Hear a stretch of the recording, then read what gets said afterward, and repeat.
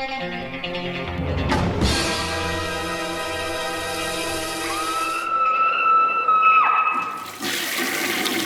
guys, what's up? It is week 377, I think it actually is.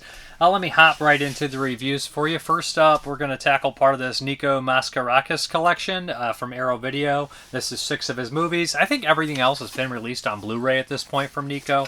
Arrow put out, The Wind and Zero Boys, and I think even a couple others. Well, Vinegar Syndrome put in the Cold of the Night.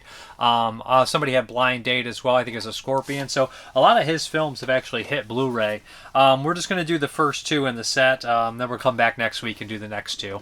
6 Nico movies is a lot of Nico. Although I like his films, I can't do all of them in one go. The 6 films in the set, just for you guys to know, are Time Traveler, Sky High, Glitch, Ninja Academy, The Naked Truth, and Terminal Exposure. The first 2 in the set, of course, are The Time Traveler from 1984 with Keir Dullea and Adrienne Barbeau. So that's a nice cast here. And also Sky High is on this disc. They do the reversible cover art. So let's start with The Time Traveler, aka the next one. I remember the VHS of the next one being on Vestron Video, which is, I actually had a tape of this one. So this one is kind of the mysterious kind of stranger, lands in a kind of isolated location, and he's a Jesus character.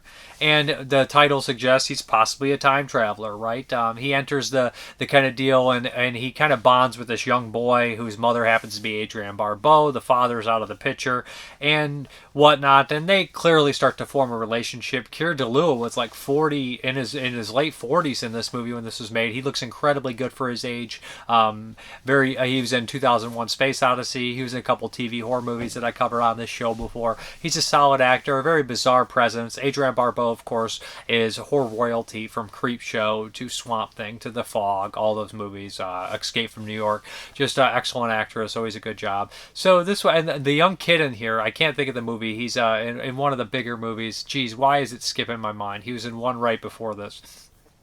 But it takes place on the Greek islands, like many of Nico's films do.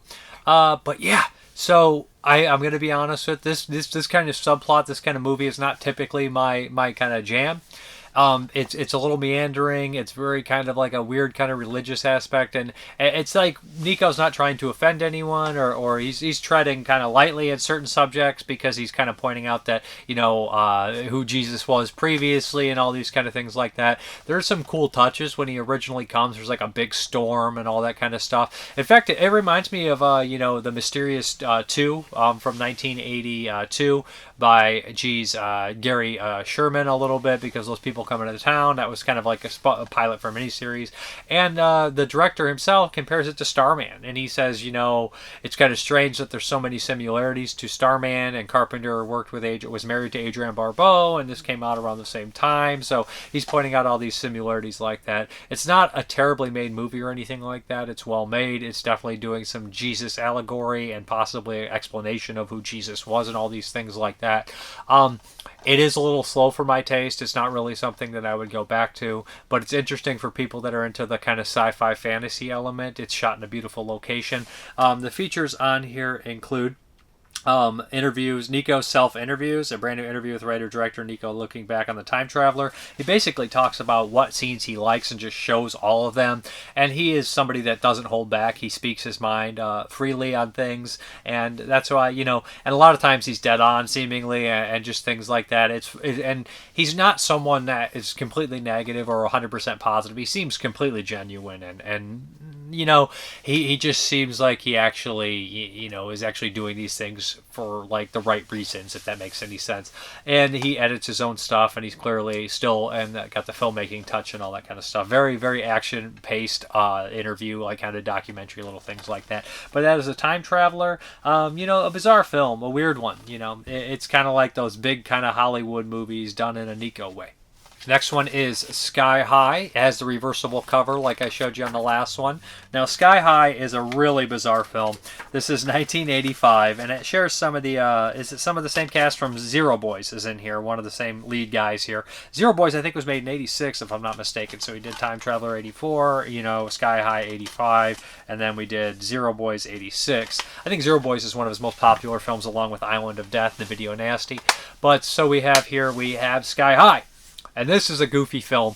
So it basically follows three kind of young guys. They're college students, I believe, or just in college, or just out of college, somewhere around that age, of course, and they're looking to go to Greece to have sex, to have fun, to get laid and stuff, and their personality types are kind of the guy always talks like he knows karate, and he's kind of a goofy kind of, jokester. You got the kind of like a really handsome guy who's like, takes himself kind of seriously, he's always definitely trying to get laid, and then we have the nerdy kind of guy who knows math and all these kind of things and variables. So they get off the plane, and they kind of get mixed up with this other guy who is carrying a briefcase, and they end up somehow being involved with this guy around there. Somebody tries to kill this guy, and they end up getting the briefcase. A bunch of people are after him, and here's where things get really weird. You don't know if it's KBG, CIA, all these other people. There's another guy who comes in who is somehow related to the guy who died, and he starts to kind of help them along the way. He's very jovial, and what they have is some sort of tape, and it can be used as a weapon or a drug,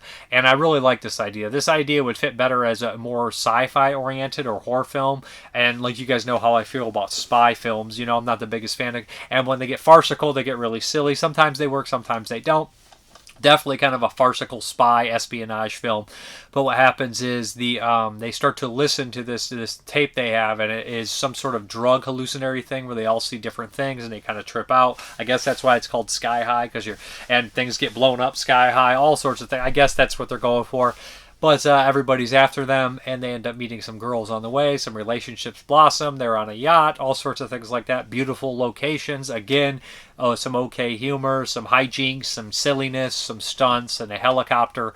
All around, it's ambitious, but it's way too long. It's almost 2 hours long, and you're just like, any comedy. I remember when Wedding Crashers came out, it was very popular. It was like 2 hours and 10 minutes. It was like, if they can't get me to laugh in 90 minutes, there's a problem. Although this movie is more action-oriented, so I guess it could be forgivable for some people. Overall, I enjoy this one better than The Time Traveler, aka the next one, but I don't absolutely love this one either. It is Sky High. Now, I feel like I'm being down on Nico, and that's not the truth. I would recommend Island of Death. That movie is crazy. The Wind is cool. Zero Boys is cool. I think I don't know if I watched the other two. Nightmare at Noon. Did Nico do Nightmare at Noon? I feel like he did. That one's fun as well. So, he's good. Good director for sure. So, yeah, this is The Time Traveler and Sky High on the first disc. We're going to do the other ones, two next week, and then two after that. All right, the next one is from Film Masters, and I really love what they're doing here. This time we have a kung fu movie. I think it's a Hong Kong movie made in Taiwan, kind of co-production thing. It's not Golden Harvest or the Shaw Brothers, but this is a fairly famous one. This is the Crippled Masters. These guys did a few movies, I think 4 films, 3 kind of doing their martial arts, and then a cameo according to special features. And I think I saw one of the other sequels of this that was listed as like a Crippled Masters 3, or something like that. So you guys know like the long kind of like history of like, kung fu movies, Hong Kong movies, where they're like, the crippled Avengers from Shaw Brothers, right? Like these guys get messed up and they come back and get their revenge on the bad guys. It's the same as a Western kind of trope, right? They bust the gunman's hand, the good guy's hand gets broken up and he's got to retrain himself. That's such a kung fu, samurai, and Western movies share so much DNA.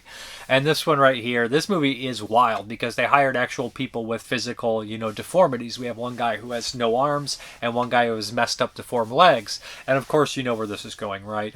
It's so prevalent in the kung fu that they have to retrain and relearn how to fight. So these guys are going to relearn how to fight and live from, their injuries. So the first guy in the very beginning, the bad guy, this guy, he's like, hey, listen, from your punishment, the boss says that you need to get your arms chopped off. So they hack his arms off in gory detail, and it works well because, he doesn't have any arms. He has one like bone fragment here that kind of holds and grips things, and he uses that, but it's all bloody, and they kick him out and they expect him to die, but he somehow miraculously survives. The guy who is basically filling out the orders somehow betrays the boss, or the boss sees him as unfit to run the place anymore, so he gets his legs burned off with acid, and he runs and escapes, and he runs into the leg guy, and the guy with the missing arms is going to kill him because obviously he partook in his his horrible deformity at this point.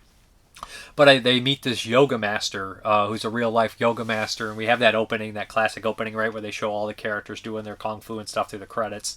Very, very Hong Kong style there. So what happens is this yoga master convinces them to stick together and train them, and they're going to get revenge on the big bad guy, who seems to have a hunchback of his own. And he has a little kind of nerdy guy that does the books, but he has these two guys. One's called Black, one's called White. Black is just this big, kind of bulky guy, and then White is just this guy with this very painted, pale face. Very fun bad guys. Of course, these guys learn how to fight. The choreographed stuff's pretty cool, pretty unique, especially the other guys fighting them too, but you just got to remember, it's hard enough to take a hit, it's hard enough to make this look real, let alone with people with missing limbs and damaged limbs and stuff like that. So they're doing all sorts of wild things, and of course they're going to jump on each other's back. The one guy's going to be a backpacker. They're going to kind of do the thing in the pool where you get on each other's shoulders, and that's kind of their ultimate like transformer thing. At one point there's these stolen jaded things that a government official kind of helps them get, and he joins up with them and all that kind of stuff, and that's where they learn the magical techniques to take out the main bad. It's fun, it's entertaining. The bad guys are solid, the fights are solid, the plot is batshit crazy. You can watch it in Mandarin or English, as it should be, as God intended. But yeah, this is a full commentary track by Will Sloan and the Justin DeClow of the Important Cinema Club. Kings of Kung Fu, Releasing the Legends, the documentary from Bollywood Motion Pictures, original 82 trailer and a 2024 recut trailer using restored film elements, liner notes, and full color booklet by Lawrence Carter Long, archival collection of martial arts film trailers, courtesy of Something Weird, bonus Mandarin language track for Crippled Masters, original raw scan of Crippled Masters feature film presented in HD. Crippled Masters before and after restoration, 91 minutes, and this is region free, fun, good Blu-ray. Looks good too for what it is. You got to understand these movies were pretty much dirt, like cheap, not probably always well preserved and everything like that. Yeah, but I enjoyed this. This was a lot of fun. Okay, here we go. From VCI Entertainment, we have Hillbillys in a Haunted House. Hillbillys spelled wrong, from 1967. Yeah, so this was a sequel to Las Vegas Hillbillys, which I've never seen, that has some of the same cast. I assume it's a musical. There was a planned third one, Hillbillys in Space of some sort, never came out. Commentary guy talks about it. So this is half made for me, half the farthest thing I'd ever want to see. I do like musicals, and I love my horror movies, and I love my goofiness, but I was talking about this hokey 60s shit. 60s can be like the best movies ever, or it can have this weird hokey stuff that can work sometimes, and sometimes you're just like, I don't know, man, I don't think I could take it. Like, if you're watching the AIP movies, I love this kind of stuff, but we start getting into like beach party movies from the 50s and like early 60s, and I'm like, I don't know, some of this shit's pretty pushing it. I enjoy some of the one with Buster Keaton had the small role was kind of fun, and Olive put out. So it's really touchy. It's touch and go for me. Like, I'm not 100% sure if I love all this shit. So what we have is Hillbillys in a Haunted House. We have this traveling group of country singers. They're on their way to the big jamboree, and they sing the songs all the way. A lot of musical numbers, and they have to end up stopping. And you realize the police have this big shootout with these couple guys that they almost get caught up and they almost get hurt. But they get out, and then they realize there's spies all over the place. They end up having to stay at this abandoned house. But guess what? It's not abandoned. And there's a whole slew of your favorite horror icons in there, from Basil Rathbone, John Carradine, and Lon Chaney Jr., which made me very happy. Anytime you cram any of these horror icons in a movie and they get to interact, I'm going to fall for it. John Carradine's really fun in it. He's kind of the main bad guy. And then Lon Chaney's looking a little rough, but hey, it's Lon fucking Chaney Jr., and you can expect that towards the latter day of a career. The alcohol and a lot of this rough stuff kind of messed him up. And basically there's another character too. I'm not too familiar. They treat her as she's like a big name. I wonder if she was in a lot of the kind of like Fu Manchu movies or something along those lines. She looks familiar, but I can't point it out, so I won't act like I do know what I'm talking about there. So yeah. What happens is they go into this house and weird spooky things start to happen. Did I mention that the bad guys have a fucking caged gorilla? Well, they got a caged gorilla, and it's really fun watching Lon Chaney Jr. interact with said gorilla, because everybody knows in the behind the scenes he loved dogs. Lon Chaney loved dogs. I think he took the dogs home from the Wolfman, the German Shepherds, I think, in that, and just loved dogs, and he always had them with him, and he's just kind of likes to wrestle. He's kind of like a bear of a man, so him and the gorilla together, I was like, this really kind of reminds me of like something Lon Chaney's like, oh, me and the gorilla are buddies. Like, I just can see it behind the scenes. But yeah, it's not a real gorilla, by the way. It's a kind of suit, as was custom at the time. Actually, custom from the 30s and 40s. But hey, this one's a little later. It's kind of a throwback to that anyways. I'm sure the guys in ape suits went all the way up to the 60s. Hell, even Sherlock, which was a parody of those movies from John Landis, was in the early 70s. But so it's rather ridiculous. Do all the jokes land? No.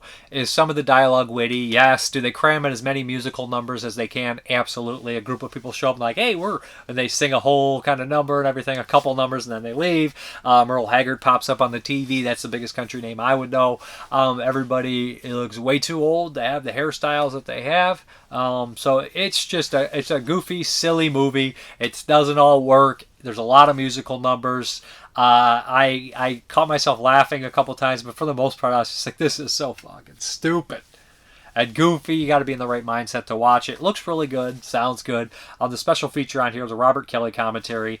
He does really well. I mean, I don't think the movie is like layers and layers of stuff you could talk about, but he does a good job, and he keeps it full for the most part. Talks about all the character, the classic horror actors and the country singers and stuff like that. And he shows some genuine love for the movie, which is what you want on a commentary, or at least some, critique, good critique or analysis or stuff like that, or some love, and he gives some of that. But yeah, this is Hillbillys and a haunted house. They'll scare your pants off and give you a chill for life. Even that is just a terrible tagline. But yeah, hey. Alright, now here's where we're going to start to have problems, and it's already happening this early. So we're going through the 80s, right? I did 80 and 81. I'm on 82. So I made all these master lists. I made them all the way from like 65 to 95 of all the movies listed, and that's the times they were at. I have this whole thing, and I go and get like 400, 500, 600 movies sometimes listed, depending on the year. And so when I was doing them, 79 had this movie, The Demon, from South Africa, on it. Now, if you check Internet Movie Database now, it is listed as 81. Nah, it didn't jump to 1980 or 78 or 81. It dropped all the way to 81. So I missed it, technically. And I don't know how to handle this situation. You know what I mean? Do I go back and watch them? Most of the time, these movies aren't going to change the rankings I had, right? The Demon is not going to squeeze in the top 25 in 1981, but I do like to watch them just so I know I don't miss anything. So throughout this ongoing run through the 80s films, we're going to be picking up a couple. I already watched one of them, which was the sci-fi movie. I can't think of the name, The Golem, from 1980, which I missed and I should have watched because the director went on to do War of the Worlds next century. So I mean, he's a kind of a guy who had a couple movies to the 80s, so I want to watch that horror adjacent films. And I also realized that Blood Bride was originally listed as 82, and it jumped to 1980. So that one was watched, and I'm going to talk about it, my 82 show and stuff like that. There'll be different things. When that happens, I'll mention it. Satan's Slaves from Indonesia, a big movie, a popular movie, one that was remade, was listed as 1982 when I started. Now it's 1980. And I looked back to my list. It wouldn't have made my 1980 top 25. It could have made my 1982 top 25, honestly, though. So I'm going to have to be careful with that kind of stuff, But what we're going to talk about here is The Demon. And I know I talked a lot about the stuff like that. So this, on the back, it's like, in the vein of Halloween. And I'm just like, I don't know about all that. But it does have my boy Cam Mitchell in it. And that would have been another movie for him from 1981, along with, what is it, Frankenstein's Island. I'm sure he's in a couple other ones. Love Cameron Mitchell. And then in 1982, he's in Blood Link, and he's in all sorts of stuff. Love me some Cam Mitchell. And Without Warning. I mean, I just love the guy. He's riddled throughout the 80s. So this one he's pretty good in. He just plays this psychic ex-sergeant cop kind of guy. And in the very beginning, we have this really crazy, weird scene where this shadowed figure just breaks into a house, ties up this mother, puts a plastic bag over her face, and just takes the daughter and disappears completely. We don't really know what happens. This guy, we see him hitchhiking later, and this nice guy picks him up. He's like, hey, how's it going? And he just fucks him up. And we see that he has superhuman strength because he whips this guy afterwards. Whips the body into the field, and you're like, oh, wow. So it's weird. It's like a demon of sorts, whatever. And Cameron Mitchell's on the case. They bring him in, and he's a psychic. Like I said, the family's like, we just want to find him. The dad's like, I want him dead. The dad wants more revenge than to get his daughter, and she's just like, I want my daughter. He starts to do all this psychic stuff, and it's really weird. At one point, he's like ripping apart her covers, like, oh, just being fucking Cameron Mitchell and being scary. And he starts to sense that there's some sort of evil. As the film progresses, the father goes out on his own, and we also see the demon character thing, killing people here and there, some which is brutal, some of which is not. There is some nudity in here, if I'm remembering correctly, some sex and stuff like that, and the demon picking off people. There's a crazy scene which takes place in an alley and stuff.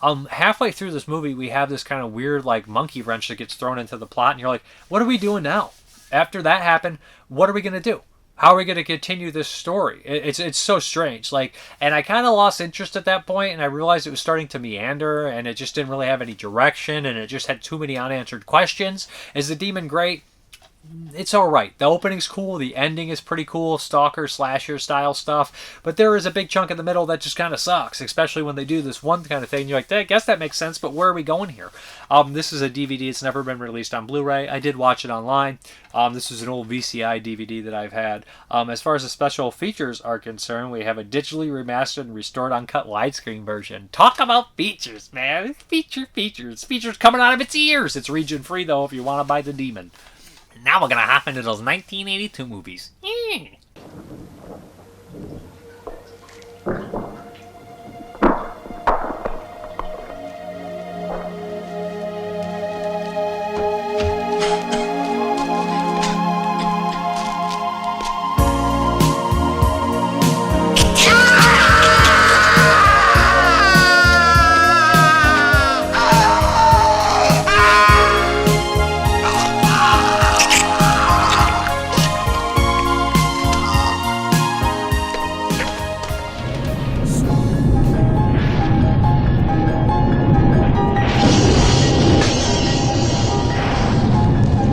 I know I'm human. If you were all these things, then you just attack me right now. So some of you are still human. This thing doesn't want to show itself. It wants to hide inside an imitation. It'll fight if it has to. But it's vulnerable out in the open. If it takes us over, then it has no more enemies. Nobody left to kill it. And then it's won. You son of a bitch, you moved the cemetery, but you left the bodies, didn't you? You son of a bitch, you left the bodies and you only moved the headstones! You only moved the headstones! Why? Why? For a girl like you to come into my life, I've been waiting for a girl like you, the love that will survive. I've been waiting, someone new to make me feel alive. Yeah, waiting for a girl like you to come into my life. You bitch! You called me a bitch!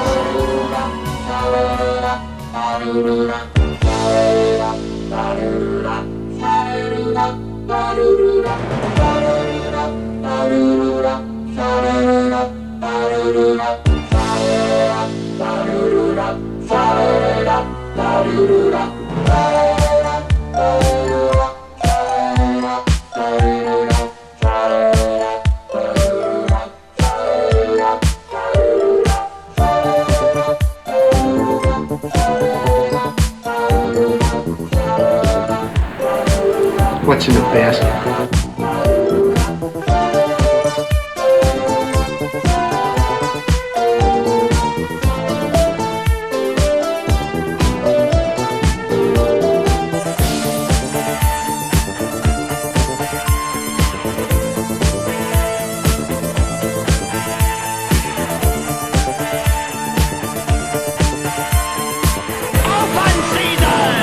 How do we know she is alive?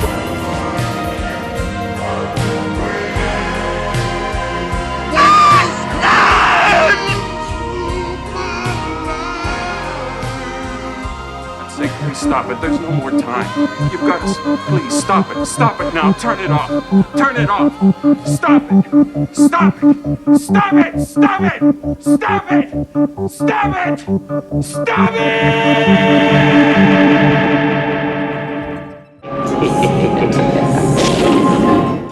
Alright, the first one is a Philippine movie called Haplos, aka The House in the Woods. And this is kind of in the vein of, the 1981 movie Ghost with Love, A Ghost of Love, the kind of fantasy love story kind of deal. And another Philippine movie that I covered last year was Kizamata, which is a great movie. That's more of a family drama, just so fucked up it turns into the horror category. This is a ghost fantasy story, love romantic thing. So we have this guy who's been, I think he's is he Iraq or Iran? He's basically doing oil. He comes back to his hometown in the Philippines, a small little village, and he's like running this ice factory, and they're talking about, business is slow, this guy he's talking to and everything like that works for him. And he starts to have this relationship with this woman who's very, very, progressive. She's talking about safe sex, wearing condoms, taking care of yourself, sexual health, all these things like that.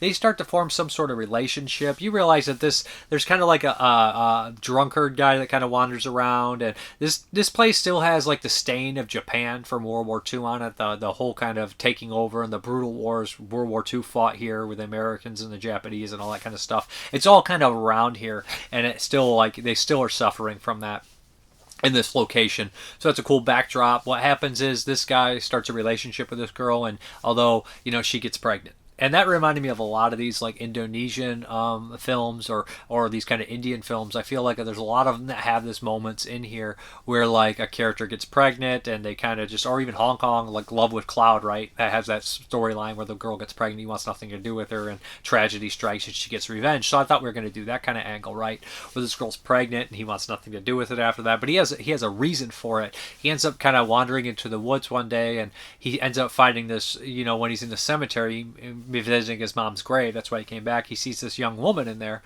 and she's intriguing to him. He ends up following her, talking to her, and they start a relationship too. So now he's two-time, and he's doing back and forth. Come to find out, that girl that's in the house in the woods and in an isolated location, don't tell nobody, guys. Spoiler here. And I think everybody would know what's going on. She's a fucking ghost.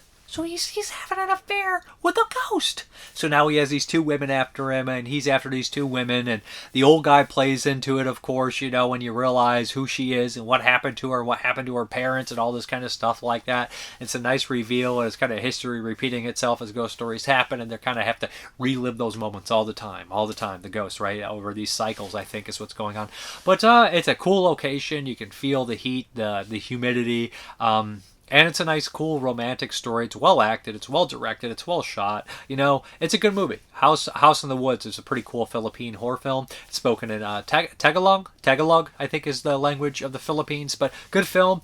I'd like to see this get a Blu-ray release in the States. We don't have too many Philippine movies from the 70s and 80s getting Blu-rays or DVDs over here. I know that we had some of the ones that were made by like American filmmakers, like the Twilight people and shit like that, and the Eddie Romero movies and stuff get releases. But why not some ones that are actually made by Philippine directors? That would be pretty cool. I mean, I think Eddie Romero is, but no, not generally made for the American market, like Kizamata and stuff like this. Okay, the next one from 1982 is a wild one. Now, if I put this in and somebody told me, yeah, I see the names and everything, like, oh, this is clearly a Spanish horror film from 1982, maybe even Italian co-production. No.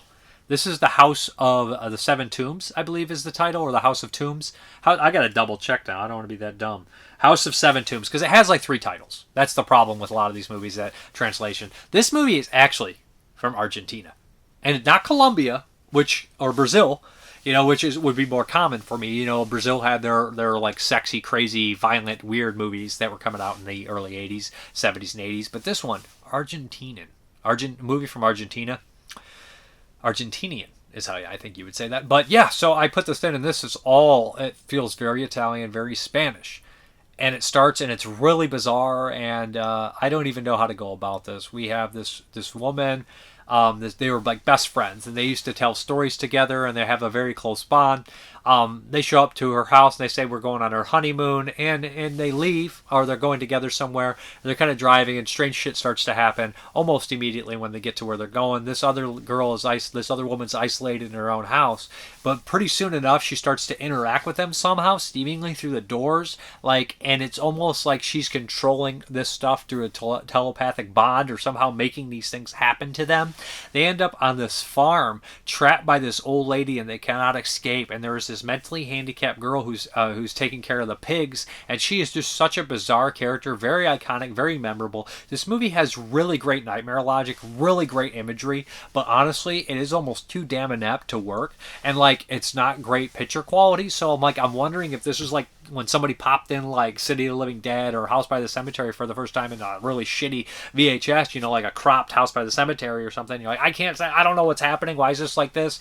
You know what I mean? And I remember the complaints of those old movies were like that. People were like, this movie sucks. It's because you can't see nothing, or there's a gap in the subtitles or something.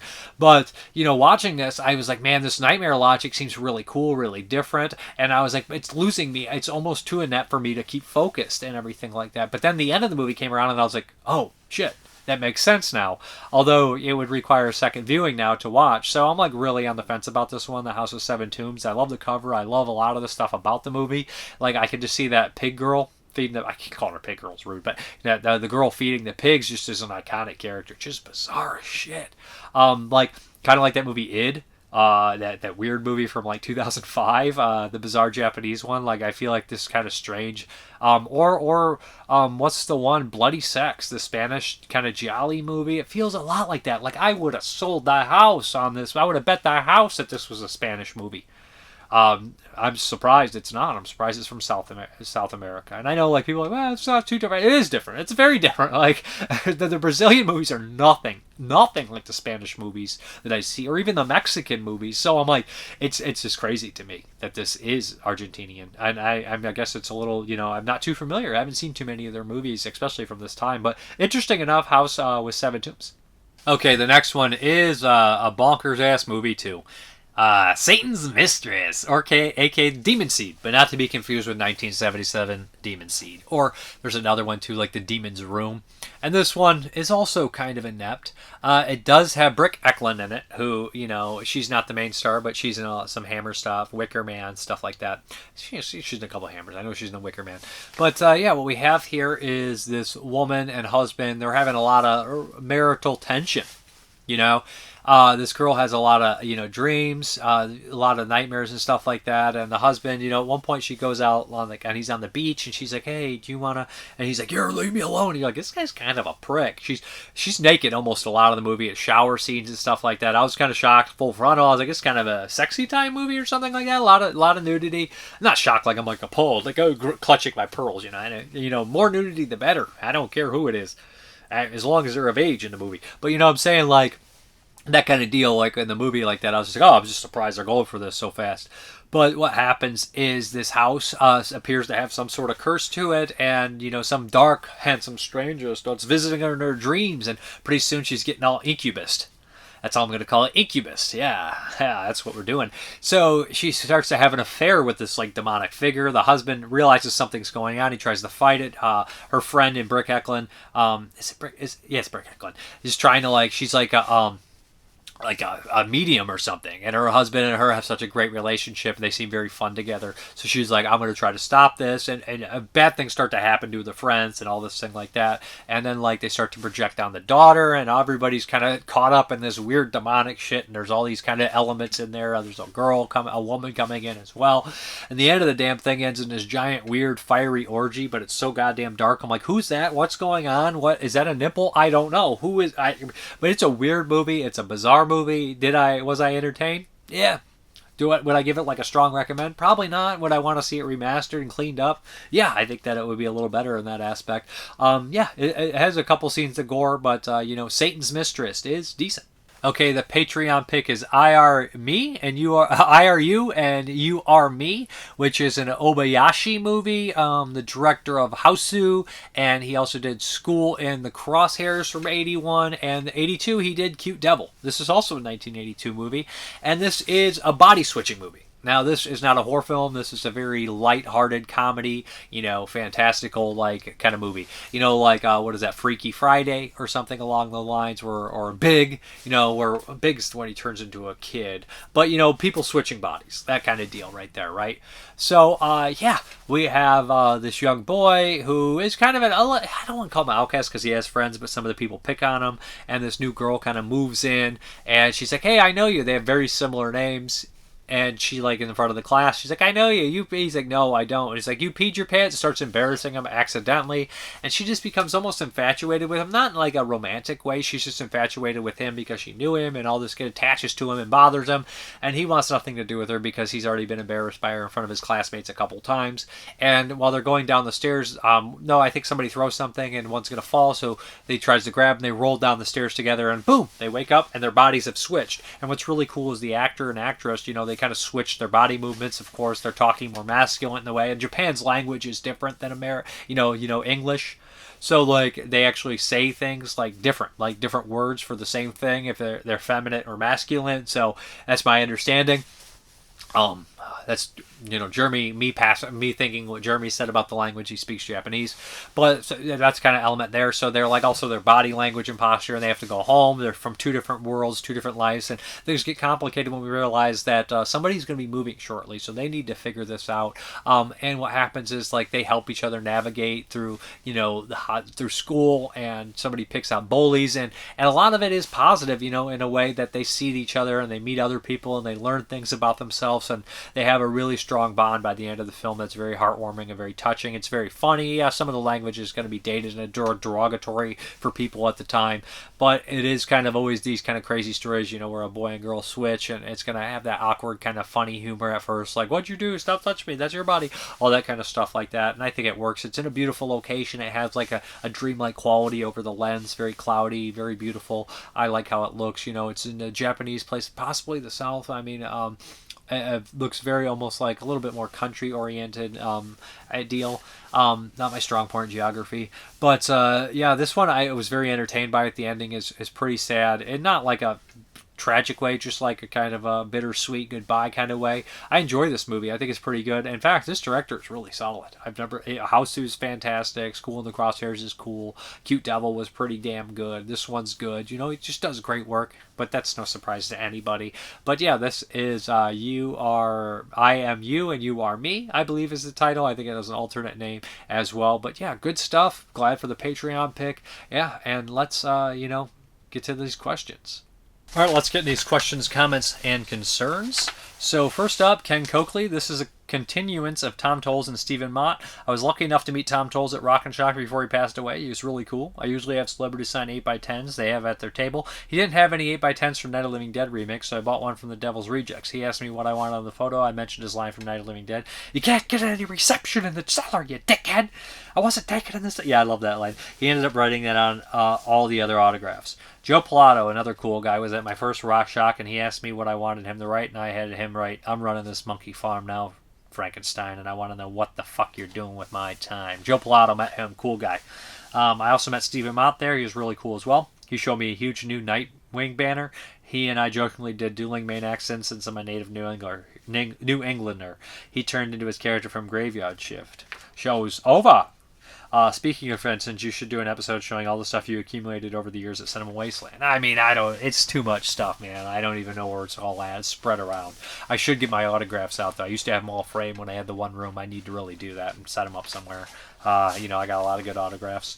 Ken Coakley continues. I had the Man from U.N.C.L.E. movie on Blu-ray. I used to watch reruns as a kid on UHF channels. The show had a lot of special guests, including Shatner and Leonard Nimoy, doing the same episode together just before Star Trek.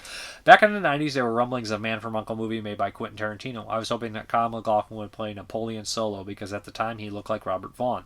As a kid in the 70s, I had a steady diet of 60s TV reruns. When I was 8, the Avengers TV show was coming back to late-night television. I was not familiar with the British TV show and thought this was going to be the Marvel TV show. I stayed up until 1 a.m. thinking I was going to see Iron Man, Captain America, and the others. Yeah, instead you just saw Patrick Macnee, right? Wasn't he on that? Now on to Porky's. I saw all 3 movies theatrically. I saw the first one with my older brother. It was raunchy. Saturday Night Fever was more raunchy, but it was great urban drama. I like seeing Tony Granos from The Wanderers as Meat. The Wanderers is one of my all-time favorite movies. 2 other actors in the film were both on the sitcom One Day at a Time. Scott Colby, Colomba, I think, or B, I can't say, who played the bullied Jewish kid, played Valerie Bertoni's boyfriend. He was also in Caddyshack. Boyd Gaines, who played the young gym teacher, was also on One Day at a Time as Valerie Bertoni's husband. The scene where he suggested a police sketch artist to blew a bell bricker was hilarious. The laughing fit seems so real. The Canadian actor that collaborated with Bob Clark on Christmas and Black Christmas and David Cronenberg's is Art Hindle. I did know that. Like right after I was done with the show, I was like, it's fucking Art Hindle. I was re-listening to it to make sure I made, didn't say anything too horrible. And I was like, Art Hindle when I was re-listening. It happens a lot now. I'm getting old. I used to see movies back to back in the 80s. One of those times to see Porky's Revenge after watching Friday the 13th Part 5 and New Beginning. I paid for both. All three Porky's movies couldn't be done today because they had lots of full frontal. Now actors are prima donnas and won't do a nude scene. Also, I just don't think people don't think it sells. It's like TV has a bunch of nude scenes. But not movies. Now on to Midnight. I really love this movie, even though George Romero had nothing to do with it. The movie had a Romero-Tobe Hooper flavor. Looking at some of the sites, I wonder if Night of the Living Dead was shot in the cemetery. One of the monuments looked familiar. The scene when they were burning the bodies seemed like an ending of Night of the Living Dead when Ben was on top of the pile with a bullet hole in his forehead. You could see the same with the Hank character. There's another one for the fire. I love that line. Hank was too tightly wound up. After being called all kinds of awful racial slurs, he went on a racist tangent as well. Two wrongdoings do not make it right. I agree with the soundtrack. I also love cheesy songs from the 70s and 80s horror films. I like the theme to My Bloody Valentine that you had playing during the 81 intro. I also like the Madman Mars theme for Madman. Don't get me started on the soundtrack to Last House on the Left. I have the whole album. David Hess was not only a really cool guy, but he also is a great songwriter. You should have a Mrparka karaoke show. We can harmonize The Road Leads to Nowhere. The road leads to nowhere. I used the Madman Mars in my 1981 ending too. I used it all the songs from 81 as I could get in that 1981. So yeah, I love all those songs like that. Now on to Julie Darling. The movie was messed up with the incestuous feelings she had for her father, but the grocery deliverer made my skin crawl. When he got his circumcision viva broken bottle, I thought of the scene in Pieces when the killer reached up and squeezed the school door. I mean stud by the Jimmies. I also didn't like Julie feeding her snake with a rat. I'm an animal lover, so it was hard for me to take. I was so distressed that I kept repeating, it's only a movie. Only a movie. Yeah, you say that, but sometimes the shit gets a little too real. Here, let me get my cold coffee now. Beyond Sour Ground. I never thought of Slayer as an underrated film, but it's a film that I always wanted to like more than I do. It's definitely one for me to revisit in the near future. I was equally underwhelmed by Nightmare City the first time I saw it, but that has grown on me quite a bit over the years. Midnight is also a film I find I like more I watch it. I wish my copy came with that slipcover because I love the VHS artwork on the front as well as the one-sheet poster art on the back. But John Russo did sign my copy for free at Cinema Wasteland since I bought it directly from Severin. Yeah, I bought the slipcover after. It was like after. It came out after the movie was released. I appreciate your review of Porky's. I don't believe any 70s or 80s films should be off limits, and I don't believe that anyone should have to feel bad or have to have an apologetic attitude towards politically incorrect cinema, nor is it necessary to evaluate older films, older work of arts through modern sensibilities. Your DVD collection is not a testament of your character as a human being. The way of thinking is fostering the modern equivalent of video nasty's hysteria, though it seems like every generation goes through a new cycle of deeming certain films to be obscene. I personally feel bad for people who are incapable of separating art from the artist, or art from reality, and I strongly believe in preserving films of all genres from all eras of history. Agreed. People just don't learn from history. They do not. They're like the people that are complaining, I don't give a shit anymore. They complain about Serbian film or Human Centipede are the same people back in the day that would have complained about Last House on the Left and the Texas Chainsaw Massacre. They're like, but it's different. Times change. Sensibilities change. Of course, now Texas Chainsaw is a classic now. So is Last House on the Left, and I'm not saying that Serbian film's a better movie than any of those. Because I feel like what's fucked up now, I think almost 90% of the shit that comes out is disposable. Probably was back then too, but I don't think that shit holds impact anymore as it used to because people just don't have attention spans. Or they have a short memory, 24-hour news cycle, whatever you want to call it. But I'm saying, those are the same kind of... I'm getting off track here. But yeah, I agree. I agree. People that, would have hated something in the 70s are the same people now that are hating something now. Just don't fucking watch it. As long as nobody's personally getting hurt, you just don't watch it. Oh god, there's a rape in it. It's a fucking puppet, dude. It's a fucking doll. So there we go again. Where we go? There's history. Okay, I also always found the bullying or pranky scenes in the 70s and 80s horror and comedy films to be really over the top. And the late 90s films are particularly cruel and vicious too. But I would think those types of scenes are portrayed more realistically in something like Dazed and Confused than Revenge of the Nerds or Sleepaway Camp, for example. For sure. Like, if you look at Terror Train, it's like, this is a prank. It's like, you're having this guy lay down with a dead body. This is not a prank. This is like a crime on multiple levels here. Hudson, 3838. Hi, Dave. Speaking of old bad dreams, the Slayer, when you were a kid, did you have the same nightmare over and over again? I did, floating down a river in a small rowing boat, no oars, and it was so dark you couldn't see anything. And one by one, eyes would open in the sky till the darkness was filled with hundreds of eyes staring down at me, which left me screaming in my sleep, which woke up every one of up, including my father, who didn't have time for this shit because he was a hard worker and would get up early in the morning, so he gave me a good few hard smacks to wake me up. The only problem with that was I've been awake for the last 5 minutes. Oh, I remember, I shouldn't even say this, but when I was a kid, I was terrified of ticks. That movie Ticks didn't help, okay? And it came out when I was like 6 or 7. So me and my cousin hated it. We're terrified of ticks. I was always at the campground, you know. Rarely did I ever come across ticks. But, you know, I was in my brother's top bunk sleeping. And we had our separate rooms, but I was a little chicken shit sometimes, probably from all the nasty horse shit I was watching. And I kept picking at my scalp, and I'd been up all night. And then all of a sudden, I pulled something out. Like, I felt like there was a bump. And, like, I don't know what it was. I had psoriasis, too, as a kid. This is some gross details about my life. And it like, fell, and it was dark. And, like, I imagined it crawling. So I was like, oh, my God, it's a tick. And I don't even think it was. I think it was just a complete delusional paranoia.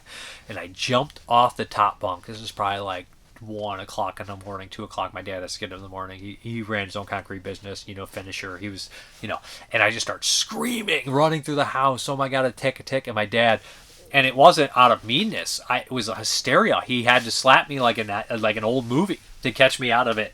You know what I mean? He felt horrible about it later. But, you know, I just lost my mind. It was crazy. And I remember that. It reminded me of it for sure. Your name here. I will never understand people watching Revenge Nerds as if it's endorsing the insane behavior standard to an irrelevant comedy pitched to horny teenage boys. Agreed. Heidi Kit Talks. I am really hoping you do one of your fantastic interviews with someone on Midnight. Speaking of Russian sci-fi, have you ever seen Lilac Ball? Lilac Ball, like the flower, right? A.k.a. the purple ball. I have not, and I'm probably not going to do Midnight. I have like so many of those planned that I can't squeeze in Midnight. No one showed much interest in Midnight when I asked, because I like it and I thought I could do one, but no one really wanted to do Midnight, so I guess we're not doing Midnight, unfortunately. Nick Moore from Belgium.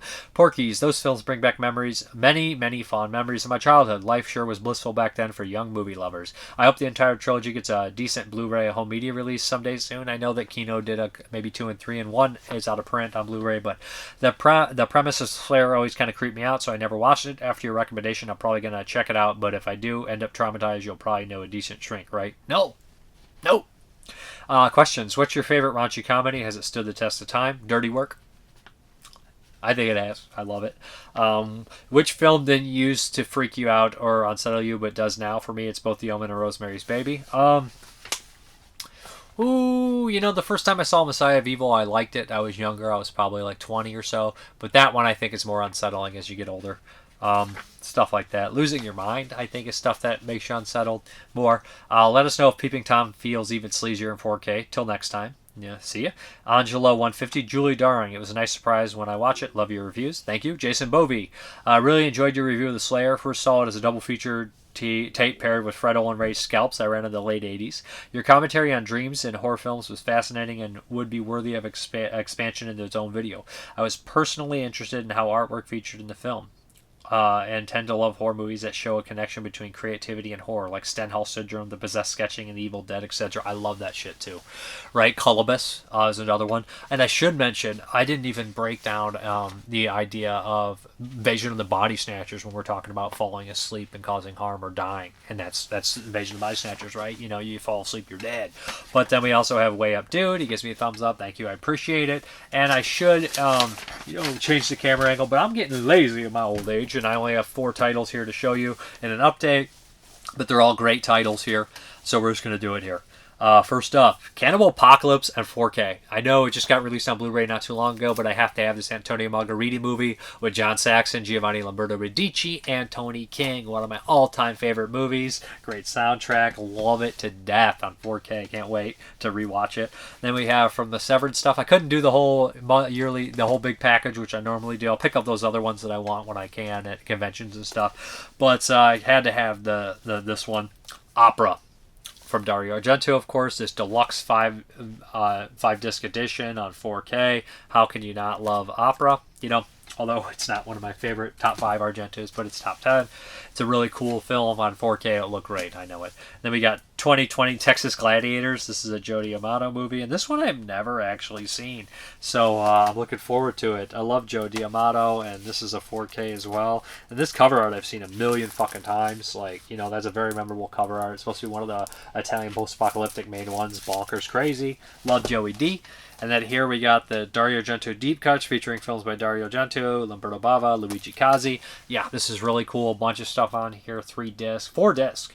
So yeah, it has The Door in the Darkness Part 1, Part 2. It has Night Shift, TV series, Dario Argento's Nightmares. Yeah, I had to have this. I'm a Dario completist. There's certain directors that I'll just buy everything that they do because they're my favorite, and I'm not just, even if the movie's like, that movie sucks, it's like I'm interested in how it pertains to their career and who they are and all that other special features and shit. So yeah, let's get out of here. Alright guys, thank you very much for watching, and as always, have a good one. Me.